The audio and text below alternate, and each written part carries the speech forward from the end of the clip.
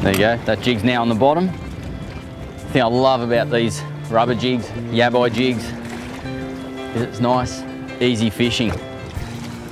And a nice smooth lift up and down like this gets those tentacles all wriggling and moving, and those bottom fish just love it.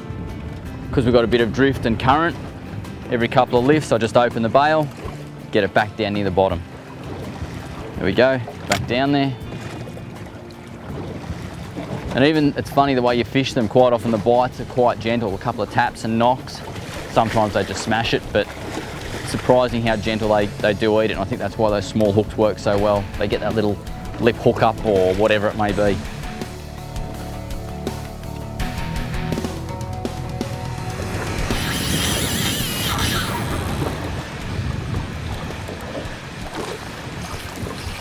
But what started out as a couple of rattly little knocks and bumps and taps, that first run had a bit to it. And it seriously was just going knock, bump, tap, and I just was almost pulling it away from him every time, and then 3 or 4 knocks later, and it just clobbered it. There we go, I have no idea what it is. You get some really big trevally out here, and I would dearly love to catch a big trevally. When I say trevally, they're silver trevally in Norfolk Island, Lord Howe Island. They're both in fairly close proximity to each other. They have world record size silver trevally.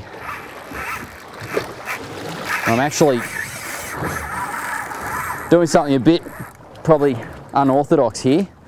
I've only got 30-pound braid and light tackle, 80-pound leader, and rather than try and stir these fish up by pulling as hard as I can, I'm just going a fairly light drag, probably just 4 kilos, and it's enough to just keep this fish working, but without really stirring him up, wanting to punch his head back into the bottom and bust us off. And he's almost done. That's a silver trevally. I'll get him out this side of the boat so he doesn't go in around the props. Look at that. Oh, what a ripper, mate.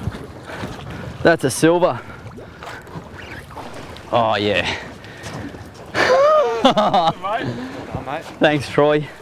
That's the fish I really wanted to catch. I love my kingies, I love all that, but these silvers over here, there's really 2 places in the world you can catch them, and they're right next door to each other.